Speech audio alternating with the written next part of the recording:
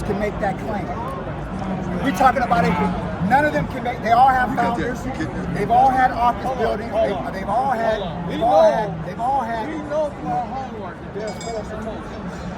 Homeland Security and already let us know that. Well, not necessarily. We know that Satoshi was talking to people who may have been in.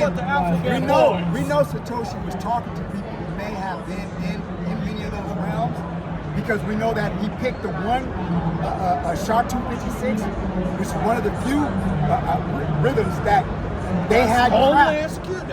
But that's one of the only ones that was known to not have been cracked.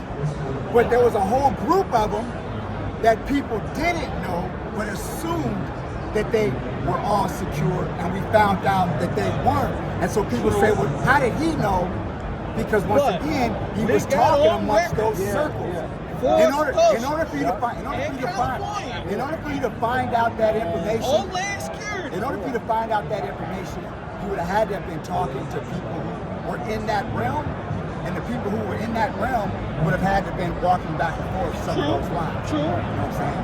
And so once again, the only way he would have known it was SHA-256 was only one of the only passing out that NSA hadn't cracked. Now I'll repeat what I was saying. I'll repeat what I was saying.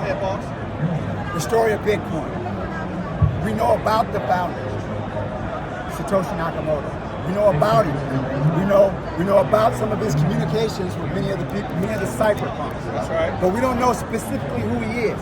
We know he walked away 13-something years ago and left billions sitting on the table. Not an iota have been touched. Bitcoin has not had a CEO, any executive officers. It's never had an office building. It's never had a bank account. It's never paid for a marketing department. It's never paid for an ad, a spokesman, newspaper articles, but yet it reached $1 trillion evaluation with 100 million users in 13 years. The greatest tech companies we know today didn't do it in under 20, and Apple it took 40. And they all had the things that I listed. That means Bitcoin is a phenomenon like no other. There's never been a time in history where men have had an agreement, whether they lived in the same country, whether they spoke the same language, same religion, same economic standings. There's never been a time in human history where man has had a consensus algorithm to agree upon a consensus, to agree upon a mechanism, to agree upon a system simultaneously in many places in the world. That has never happened. That is a phenomenon.